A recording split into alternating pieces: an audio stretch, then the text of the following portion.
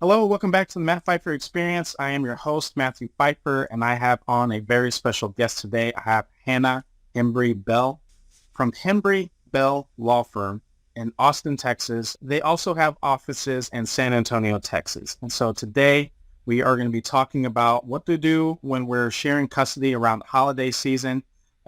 Custody arrangements can be very, very tricky to begin with, but then when we start getting into the high emotions of the holidays, especially if it's your first or second holiday, or if your children are very young, and if it's a high conflict situation, things like that can get very, very tricky.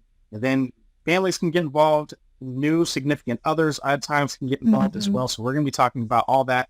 But before we get into all that, I'm going to turn it over to my guest, Hannah. Thank you very much for joining us today. I'm going to kick it over to you. Tell us a little bit about you and how you got started. Yeah, hey, thank you so much for having me, Matt. I am Hannah Hembree Bell, and at Hembree Bell Law, we help marriages end well in Austin and San Antonio. And people hear that like, oh, are you like consciously uncoupling? And I mean, I guess sometimes, but for us, we say we're not kumbaya lawyers. Like you're getting divorced for a reason. But Right. what we help the families that we work with do is end well, whatever that looks like for you and your family. And Mhm. sometimes that means, a big fat hearing that you have to go to court. And oftentimes it means like keeping the main thing, bringing you back to reasonableness because you're on a long journey Yeah. in this situation, whether you fully realize it now or not.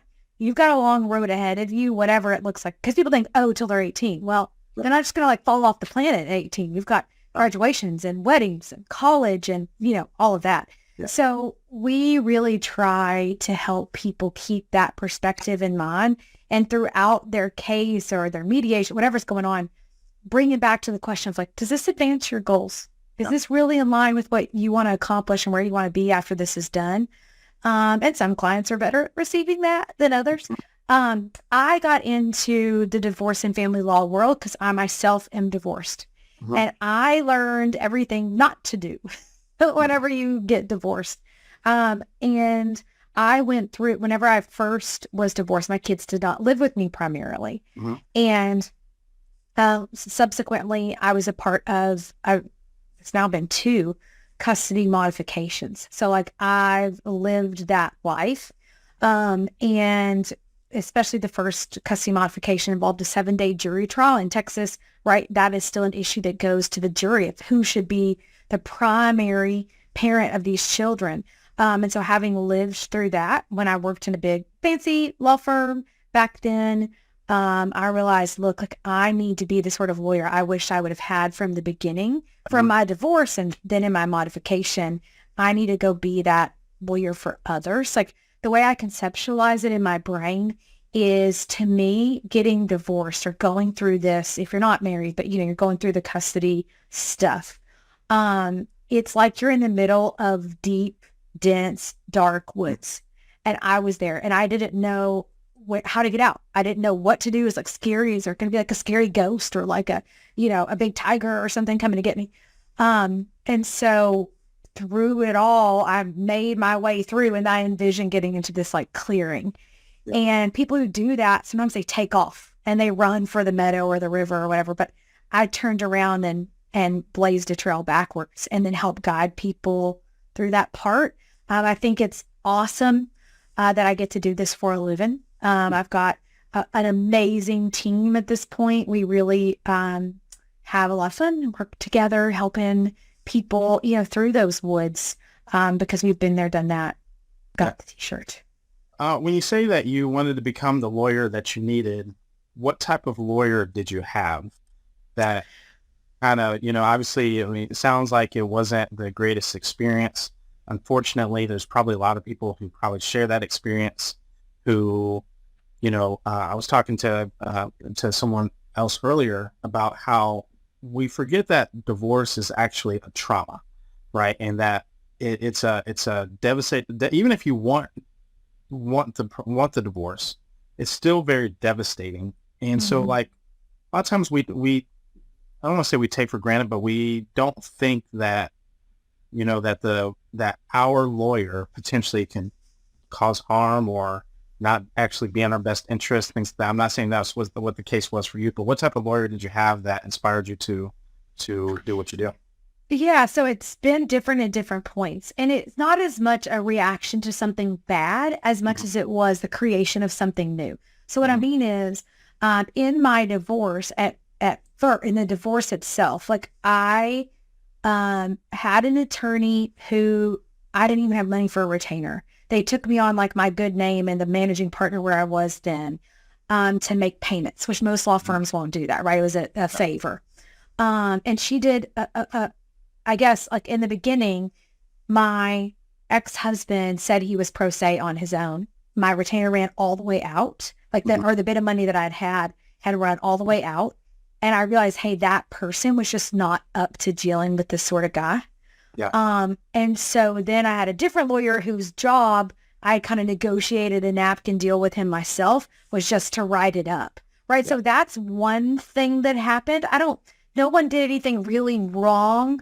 Mhm. I was not equipped financially or otherwise for that situation. Yeah. And so I would have had to have a big fat book to write with a bunch of zeros to have had the lawyer I needed then. But where the inspiration came from was in my custody modification. Because at Mhm. first I was doing it myself. Like I'd go and work long days at this big, on the 17th, 18th floor, something like that, at work. And then at night on my case. Mhm. And then it became pretty clear that my kids needed more than just I was trying to make a few small modifications. I wasn't really even trying to up in the apple cart. And what happened was, it realized I was in the deep end and I was in over my head to do it by myself, even though I was by that point, I was a lawyer. Mhm. But it was more than I could do. And so fast forward, I ended up having a really great trial lawyer. Mhm. Amazing. So good in the courtroom. I would never want to go against him. And he'd be the first to tell you he's not your sort of like hand-holding lawyer with all of that advice. You're not going to call him on his cell phone, Yeah. sort of accessible. So for me, I take so much inspiration from his courtroom demeanor and how smart he is and all that. Yeah. And there were moments where I needed more help. I needed somebody to come alongside me. Like, what do I do? How do I respond to this email? What do I do if he's waving my child support check around at the gas station and it blows in the wind? How do I get that through the attorney general's office instead? So like some of that more in the weeds with you. Now there are horror stories of some lawyers. I think especially in the divorce world, people's expectations, their emotions, their drama, it affects everything you care about in your whole life. Right. And so you may have in your mind expectation of what a lawyer is supposed to do for you. And I Mhm. think sometimes people expect them to solve all of those problems and to do so for not much money, right? Yeah. Everything that matters and solve it all, but I don't want to pay you much money. I mean, that dog don't hunt, as we Yeah. say.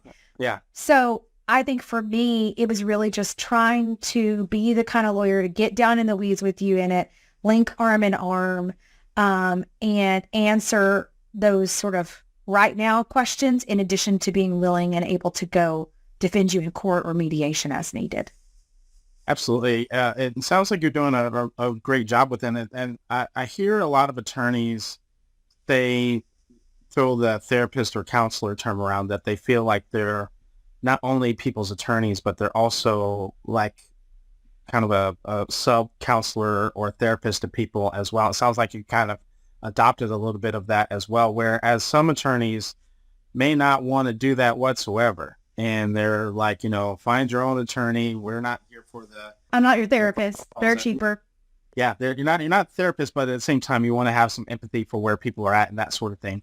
But what would you say, like, for someone who feels like they need a little bit more of that and need a little bit more of that empathetic stance from their attorney? How could they recognize that in an attorney that they're about to partner with? Well, I tell people, look, one thing at our firm we never say is like, it'd be cheaper to call your therapist, right? Yeah.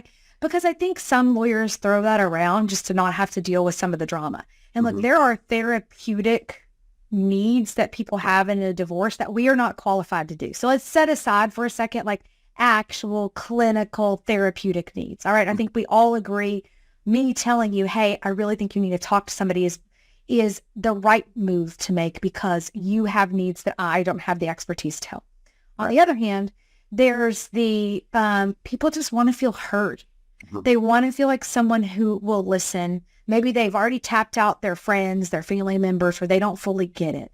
Yeah. And so for us, we want to be that place that they can talk to. I mean, obviously it costs money to talk to us. It's how we make our living. Yeah. But at our firm anyway, that's not our approach. You know, you have to kind of balance that. So I think if you're looking for somebody like that, check them out on Instagram, Facebook, anywhere you can about them. Do you get a good vibe? I mean, I always tell people, look, most often people hire lawyers that are kind of like them. You have to resonate in some way. So if you go to your initial meeting, you know, think about it from the moment you call. If you call, are they like, Smith Law, yeah, what? Or are they like, hey, thanks for calling Smith Law? And, you know, if you get a warm feeling from the beginning, that probably, you know, is a good, at least it's a decent sign that that's going to permeate throughout. Yeah. And so then in that initial meeting, do you feel heard? Do you feel understood? Do they give you a second to explain your thing? Do they tell you things like, I'm going to be here for you. We've got your back. Like, do they meet you as a human being? Or are they just super focused on how much money? Here's the next thing. Here's how we're going to kick their butt in court. I think the best way is to really go in with eyes wide open to those initial meetings and like, do you feel a resonance? Do you believe that this person cares? I mean, this is our job, right? Like everybody at their job, to some extent, maybe they care, maybe they don't. This is still their job. So I give them a second, but are they asking questions? Do they let you finish? Are they always over talking you or interrupting you or being like, I don't need to hear about that, right? It's like, do they make you feel safe? Yeah. And warm, ideally? That's for me, for people who want that kind of lawyer. Some people come in and they're like, I want someone to beat the table. Like, okay, then we are not your right fit. We can beat the table if we have to, but that's not the people who come into our firm. That's not what they're looking for. What do you say to the person who's listening to this and they're saying, you know what, Hannah, I listening to this, I can tell that I hired the wrong attorney. They're not representing me well. They're not calling me back in time. It's been 3 months. I haven't heard from them. I don't know where this is at. And both of us have probably been doing this long enough that we've heard the horror stories where there's some attorneys that just aren't very good. What do you, one of the tips I give people to avoid that is, number one, I tell people to interview at least 3 attorneys before hiring one. But then also simultaneously, once you're in it and you're like, this just isn't a good fit. What do you advise people on trying to get out of it or finding a new attorney once they've already hired one, and then kind of avoiding that pitfall altogether? Yeah. Don't wait till you're real pissed off and then blow up. Yeah. Because then you lose credibility. And, just because it doesn't work out doesn't mean it has to end crappy, right? It doesn't have to be a crappy situation. It's just sometimes it's not the right fit, right? It happens with us. Like sometimes people are working with us and for whatever reason, like we're not the right fit. I am always happy to support them as they go somewhere else and to act right and to end well. We do that our own selves. But I think that if it's becoming clear to you that maybe it's about like in any relationship, can you get ahead of it in the beginning? Like, hey, maybe you could say like, we haven't talked in a little bit. Like, can we get clear together on the expectations? Like, I kind of thought I would hear from you once a week. What are your thoughts? Like, what can I expect? So long as you have the information, maybe 3 months is reasonable if your case is on hold for some reason. But maybe 3 days isn't reasonable if something's hot and crazy going on. So I would say align on your expectations from the beginning. So to make sure you have, it's like the lack of information is what scares us. Right. It makes us, when we get into fear, we start to we do like, what is it? Flight, freeze or fawn, right? So like, which of those are you going to do? And so a lot of times in the divorce, people are ready to fight and they will take it out on their lawyer when really perhaps your expectations were just not on the same page. So like, as soon as you realize it's off, you expected X and you got Y. Can you have an adult conversation? It's not a cute story. It's not ugly. And just like, hey, Mr. Smith, Miss Smith, could we have a talk? And always give them an agenda of what you want to talk about. Like, hey, can we have a talk? I want to just discuss expectations, communication, so we know we're on the same page, etc. And anything else you'd like to bring up. So tell them, have that conversation and see what happens. So give them a chance, just like you would in any relationship. Because look, nobody's perfect. So, okay, you give them that chance. I suggest as many Zoom or face-to-face meetings as possible. It's a lot harder to get pretty sassy and mad at someone when you're looking at their face, or even better if you're seeing them in real life. Give them a hug. You see their energy.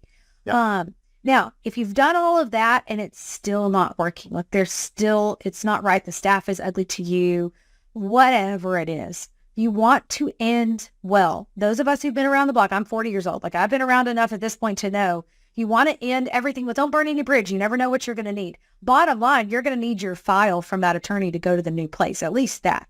And it will go smoother and easier, I'm sure, if you get more flies with honey, right? So like you might just say what you would probably do is go ahead and go find your other attorney, right? You need another one. She's like, okay, I'm going to go take your same advice, interview 3 other ones, get a referral, like from your financial advisor, from, somebody who's been divorced, like do some diligence, talk to a few more, decide who you'd like to have. Then what you'll do is probably they'll direct you and follow their advice, but probably what will happen is they'll say, you need to go tell Mr. Jones that you're going to release your file to us, etc. And then you'll go back and say, Mr. Jones, thank you so much for everything you've done in my case. I really have appreciated working with you. At this time, I'm going to be transitioning counsel to Mr. Williams, Miss Williams, and I'm going to transfer over there. If you could please send over the file, I appreciate it and wish you all the best. Just end it like that. You don't got to list every grievance. You don't got to list every single issue, and that will make the whole thing smooth for everyone. Don't, in a divorce or custody situation, your energy is precious. Every single shred of a moment that you spend in the situation is going to drain you. Don't spend time stirring up a bunch of drama with your lawyer, even if they've been being a punk. I mean, I just don't believe in throwing good energy after bad. So I would just smoothly give them identify the problem, give them a chance to fix it that's reasonable, and maybe a couple chances, and then like, okay, I need to do something, get a new one, and make a smooth transition. And to your point, telling them and going into all the details and everything isn't going to solve the issue. You already made your decision that you're going to be moved forward anyway, and so, and if you're at that point where you found another attorney, if you've been communicating appropriately, they shouldn't be surprised as to the reason why you're getting that relationship. So, I agree with you, and I love that. Moving on to custody type of issues, and we're heading right into the holidays. Next week, obviously, is Thanksgiving, and and I'm sure a lot of people. I can't speak for you. I don't have my Christmas tree up yet, but I'm sure a lot of people, not yet. I know a lot of people are doing that, putting up all the Christmas lights. But all of these times, holidays and everything, are such a special occasion for everybody. Extended family, there's travel involved on both sides. And obviously in our world, this is where it's sometimes the busiest time, because now the kids are pawns at times. And everyone wants their time, everyone wants their attention, and we have a very limited time where people can have that time. And so we typically see a lot of arguments, a lot of big emotions around this time. It's already an emotional time. It's already a very stressful time because of the holidays and wanting to spend money on kids and Christmas, and sometimes you intertwine birthdays and sporting events into all that as well. So it naturally creates this dynamic in this environment where it's very combustible between two people who have recently gone through a divorce. And sometimes you can be divorced for 5 or 6 years and it's still very combustible. So could you share with us, just kind of some best practices on how to kind of maneuver through the holidays? Let's start out with the actual custody arrangement, and then, we'll kind of move over to, like, as an individual, like, how can I better take care of myself? Yeah. So first thing I was thinking as you were talking was get out a copy of your order, whether that's a divorce decree, a custody order, or whatever. Let that be your guide. Okay. And deviate at your own risk. All right. So I am a believer in, look, I think it's so great if parents and people can just get along and just work it out. Okay. I have a job because most people can. I am a divorce lawyer. So I come at this from my very own perspective of what it's like to be divorced and live with this. So that disclaimer, pull out a copy of your order. It's going to have some very specific provisions about how Thanksgiving works and how the Christmas holiday works, generally speaking. For those of us in Texas, it's really typically pretty clear. One person gets Thanksgiving, one person gets Christmas. Person got Thanksgiving gets the week after Christmas, and then you rotate here and there till, everybody's 18. Right. So if you're not entitled to Thanksgiving this year, you should go in and not believe you're going to get any time. Yeah. Just stop the resistance. Maybe you wish it was different. And maybe every year since the beginning of time, you've always gone to Utah to what and such. Right. Let it go. The sooner you can stop resisting, the less pain you'll experience. So if this is not your Thanksgiving, you need to make a different plan. Now, maybe we call it the X factor, right? Like whoever this ex-spouse, parent, whatever person in your life, maybe you have a relationship where there's some generosity and some awareness of maybe it would be good for the kids, and each kid's different. I don't know what's better, honestly, whether it's better for kids to try to split time or if that's parents making ourselves feel better. I don't know. I wouldn't feel personally for me. I would love to be part of the time at Thanksgiving at one place and then have to leave in the middle and go someplace else as a person. These kiddos, y'all, are little humans. And how do you think they feel? They just got to playing with some cousins and stuff in the middle of the day. They're going to change. They didn't even get to eat yet, So I guess, number one, you're going to dust off the order and believe that that's the way that it's going to go. If you don't understand what it means, usually they're pretty clear on this, but if you're confused, like you can ask your lawyer or whatever. Yeah. So I would advise that. That's the biggest piece that I can tell you is follow the order. Now, if there's some certain special circumstance that this year, maybe you don't have Thanksgiving, but you want to ask for an accommodation or whatever, first thing I suggest you consider is start way earlier giving to the other person when you're going to want something in the future. Be someone who does this for them so they'll do it for you. But if you're in a habit of, no, how could you ask me? All of these other things, don't expect them on one of the most important days of the year to work with you.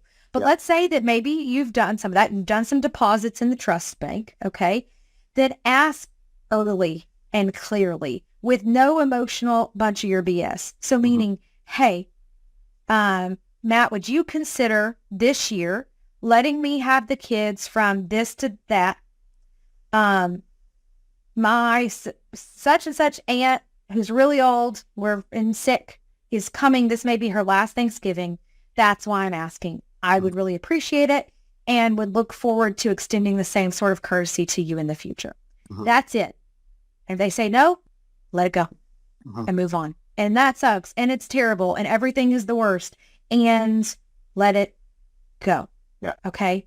So I think if you want to change things, you can do that, but do it early and very clearly in its own message. Like if you use Our Family Wizard or App Close or an email, only talk about that so that it won't be confusing the back and forth. Okay. Now, whether you have your kids or don't have your kids, one thing that I think I didn't fully understand at first, and I'm really only understanding years later, is the power of establishing new traditions. Yes. Because I tell people that all the time. Yes. So this is your first Thanksgiving. Let's just say you have the kids as this different version of your family. This is your opportunity to be a co-creator with your kids in a new reality. And in your own life, maybe in your other life, you had to go to your in-laws who were awful and you hated going anyway. Guess what? You don't got to go anymore. And so in this chance, maybe what you do is you start like a new football tradition where on Friday you all go to football, or you all go to the movies, or you all go do whatever. Use this opportunity to put some energy towards creating new traditions. Traditions take a few years to build up, right? So the first year it may not feel like a tradition, but you got to start someplace. So start doing something. Yeah. And then you can build on that in time. There's lots of stuff out there on the internet, but just something like, oh, well, this is what we do now. On Friday after Thanksgiving, we always, like this year in our family is the first year we're doing Thanksgiving at home as a family in my adult life. Yeah. And one of the things we're going to do is we're going to go to this local restaurant on Saturday night. Like that's going to be the new thing we do on Saturday night. We're going to this restaurant, and that's a part of what we're going to do. Right. So establishing those new traditions. Likewise, let's say that you don't have the kids with you. The same tradition rules or recommendation applies to you there also. Yeah. So what does it look like for you to have a holiday where there aren't you don't have to get up early. Right. You can maybe have an extra glass of wine the night before because you don't have a 6 a.m. wake up, right? Like maybe every Thanksgiving, that's when you go on a trip to Europe or you go down to Mexico to the beach and you do it all different. And your Thanksgiving dinner is some enchiladas with wine and a margarita, right? So you get the opportunity for yourself to do new traditions. And this is kind of goes to the other part of your question about taking care of yourself. I think one of the hardest things in all of this world are those first holidays when you don't have the kids. Especially if you've got kids, let's say your kids are 6 or 7 or 8. For a long time, you've been doing holidays. They mean children. Yeah. It's different. One of the things that people don't realize about you not taking care of yourself in situations like this, it actually puts too much pressure on the child. A lot of people don't know that. The child thinks that it's their responsibility to keep you entertained, to keep you happy. They start to worry about you when it's the other parent's weak. Well, they're alone. They're this, they're that. And when you actually do exactly what you said, like you have a life outside of your children, it takes a lot of that pressure off of them to where now they're like, oh, thank you, and it gives you a lot more to connect with them on. And people oftentimes think that like, if I show my kids I'm sad, or if I show them how much I miss them, that, that they're going to want to be with me more. And sometimes, and a lot of times, it's actually opposite. It puts a lot of pressure. They feel bad. They feel guilty. Even if they want to hang out with the other parent, it's like, but they feel very torn when it's, it actually gives you a lot more to connect with when you're able to share stories with them. And it doesn't have to be all or nothing. They still know that you miss them. They still miss you. You can still enjoy your time. You can give yourself permission to enjoy that time without inflicting that. And it's obviously not intentional in most situations, but that's what tends to happen. Yeah. I mean, that's the thing I should have said from the beginning. It kind of goes without saying to me, but I should say it is.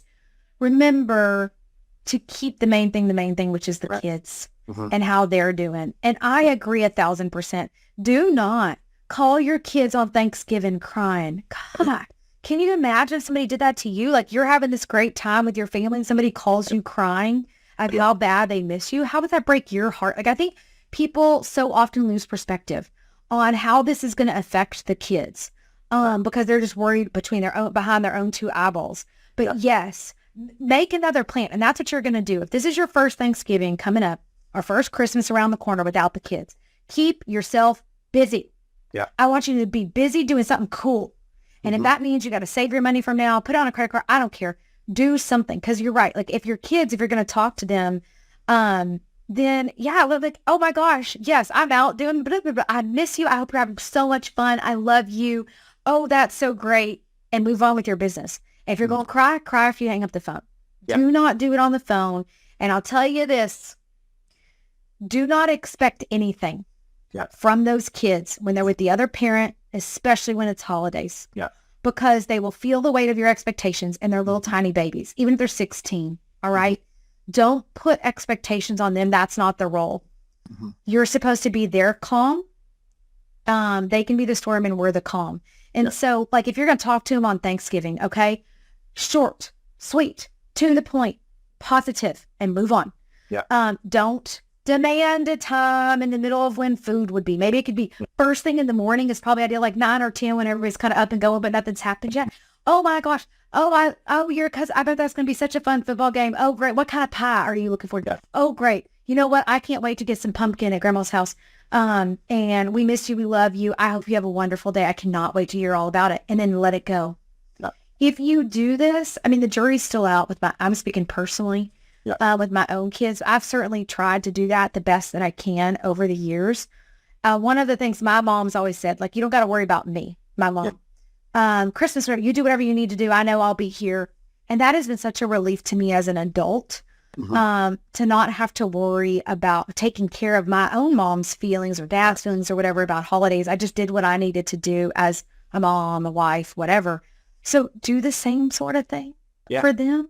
The last thing I'd say on this is, I don't know, good karma, good whatever you believe in, just doing good, is try to come from a place of yes, if you can. If your other person asks of you, can you be yes? I'm not saying give away the Thanksgiving meal on the day of Thanksgiving, but if there's something you can do to be some yes, try. Okay. Yeah. And even if they never do, even if they never help, they never give, right? We can't control what the other person does. We can only control our side of the table. Right. So try as best you can to put the good out in the world where some of us are in situations where that's not really possible for a million other reasons. But if it works for you, try it on for size. Yes, absolutely. One question I have, because a lot of people are probably listening to this and they're saying, Hannah, I would love for all of this to work out, but I'm in a high conflict situation. Person I'm with and the person I was with, they have no interest whatsoever in actual co-parenting. And they're probably thinking about, and they're probably anticipating the person not exchanging at all or not exchanging on time, or somehow creating some sort of complication or some sort of drama on showing up unannounced, those sorts of things. What do you advise to people in situations like that? Okay. Number one, release your grip on your expectation of how this is going to go. All right. The resistance is the pain. So if you can release like this, like, oh, it has to go a certain way, that you're like anticipating it. If you can come at it with open hands, that changes everything. Okay. If this is the sort of person who causes drama, know that they're not going to all of a sudden stop having drama today. Right. Okay. All right, there's going to be some kind of drama.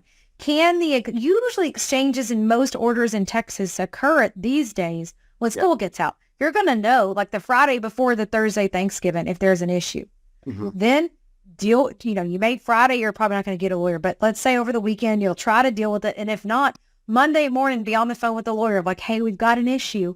Yeah. And maybe if it's an ongoing case, it's a lot kind of easier to do something because they can get with the other lawyer. Maybe they can file a TRO. Yeah. It's called a temporary restraining order to like make people do certain things. It could be tough if you can't get a lawyer on the phone, right? Because like, what if you can't? That happens to people. I would send an email and leave a voicemail, call your paralegal, sort of whatever you can do, knowing that they're a person with a family and they're trying to deal with some other stuff too. So I think act quickly, soon. Don't think you can like deal and try to deal with them. And then on Wednesday afternoon, you're calling. Right. Nothing's going to happen. You just might as well forget it. So to the question of they don't turn the kids over, act as soon as you realize, soon. Like, so say at Friday night, or they're supposed to pick the kids up from school or whatever, and there's been an hour. Not yet. But if by, time is time to go to bed, you don't have those kids, you need to start doing something. And that should take care of most of the exchange related issues. But if for some reason your order has something different and you're exchanging on Thanksgiving Day for some reason, which I would advise against, but let's say you work and it's at noon. Yeah. Well, use your brain. If they're always 2 to 3 hours late, you're not going to get to do just a ton about. I'm going to be honest with you. There's not a ton you can do about late. But don't be a dummy. Don't plan, if they're supposed to be there at noon, don't plan Thanksgiving dinner for 12:15. Yeah. Have Thanksgiving dinner at night, at 5, 6, 7. And then let all the people in your life know, look, I don't really know when Jim's going to bring the kids back. So let's just kind of be fluid in our plans. And the kind of people, at least I want to spend time with at Thanksgiving, will have the understanding for that of like, let's just plan on like 7. That gives a lot of time for this drama to go by. So don't plan in small margins of time or you're setting yourself up for some drama. The other thing is, as far as showing up somewhere they're not supposed to be, in that extreme of a situation, sometimes you can do some work ahead of time. So say like on Tuesday, they're saying, well, I'm going to come and I'm going to tell that guy what I think of him, blah, blah, blah. Go ahead. I mean, this is not legal advice. It's just sort of like educational, right? So it depends very much on your situation. You need to ask your lawyer, but you might go ahead and tell that fella, hey, you're not welcome at my mom's house. I'm going to ask you not to come. Be very clear. I'm going to ask you not to come. If you come, then the police will be called and we will ask you to leave. Yeah. Okay. So you've kind of put them on notice so that way, if they show up and they like, I don't know, if they brought the kids to wherever for some reason, because they want to go drama, don't do this in front of the kids. Get the kids out, let them get out of the car and get inside and then close the door behind you and have somebody be calling the police if they won't leave, right? Like you can call the cops in that situation. Because they're, probably trespassing. If they don't have permission to be, you can't just go up on people's property. If they're coming there unannounced, they don't have great intention. They're not there to exchange gifts or at least not pleasant ones, at that point, Yeah, don't assume all of a sudden. Yeah, it would be hard if they just show up at the door. Yeah. Then probably what should happen is you go to the door at whoever house, greet them. Hello, Jim. All right. What's going on? What's the deal? And you, like, what can I do for you? Well, I'm just here to see the kids. Like, hey, we're just about to start dinner. Like, you just try to smush it as best you can. Like, I'm gonna have to ask you to go. Like, we've got other plans and the kids will be back with you at XYZ time. Try to minimize it best you can. No matter what, you're not going to engage in some kind of brouhaha in front of these kids. Yeah. And make Thanksgiving a traumatic or a further traumatic incident for them for the rest of their lives. They'll have this deep-seated anxiety and fear about one of the greatest days, in America in the year. So no matter what you've got to do to try to keep it away from the kids, I don't care how wrong or crazy or whatever that other person is. Yeah. You're not going to say or do that in front of their dad, their mom. Right. So you need to make sure that they are handled and safe before you engage at all. Best idea is just don't engage whatsoever. Yeah.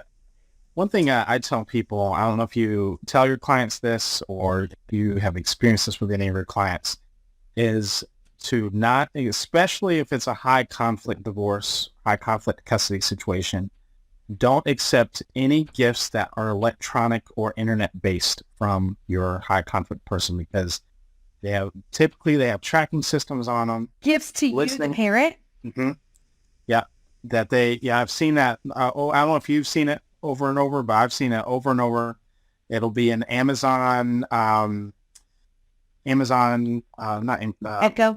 the dot, where it can actually like see into things, or especially if it's like already like opened and they set it up for you. Like no, it's like that. I've seen that over and over and over. Why would you? Okay, do not accept anything. From the other parent. Yeah. Do not accept anything from. Why are you accepting any gifts from them at all? Like.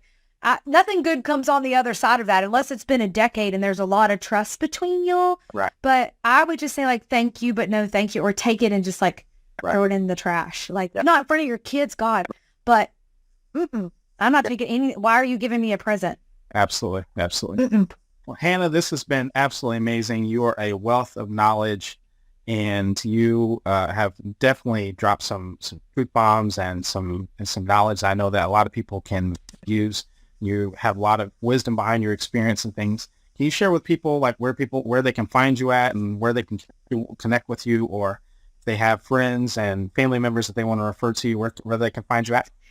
Yeah, so you cannot swing a stick on the internet without finding us. It's like at Hembree Bell Law, basically all over the place. It's Hem as in Mary, B as in boy, Ree, Hembree Bell Law on Instagram, TikTok, Facebook, all of the things. Another thing, Matt, that some of your listeners might like is actually in the spring, we are launching a podcast called the Long Timers Club. We're not here for a good time, but we're here for a long time.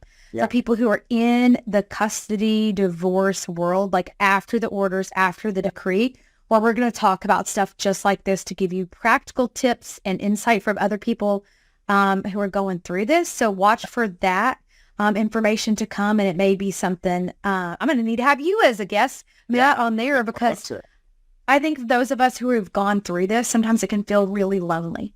Yeah. And there's some shame still, I think, attached, or there can be, with divorce. And so if you're listening to this and you're still paying attention at this point, like, I just want you to know you're not alone. You know this with Matt and the group that he's put together. There's nothing shameful about this. We're all just trying to do the best that we can. Yep. I do this as my job, and I'm still in the middle of it, right? It's not done. So it's something to hold your head high about, and also don't feel alone for the lack of information. It's out there. We make a bunch of little videos. Like there's some about the holidays and stuff that I've done in the past on our firm's website. We're on YouTube too, so you can find us on there with some videos and thoughts like this. I'm so grateful to be here, Matt, and thank you so much for having me. You are very welcome. And if you are listening, it doesn't matter where you're listening at, drop some comments down below and let him know some things that you learned from today. Make sure you go to all of her social media links, show her some love. Make sure you guys follow. Make sure you guys thank her for being a part. And also, you guys can go into the show notes. All of her information will also be available in the show notes if you guys want to connect with her. With all that being said, thank you very much, and I will see you in the next episode. You guys have a great one. Yes, thank you. Thanks, everybody.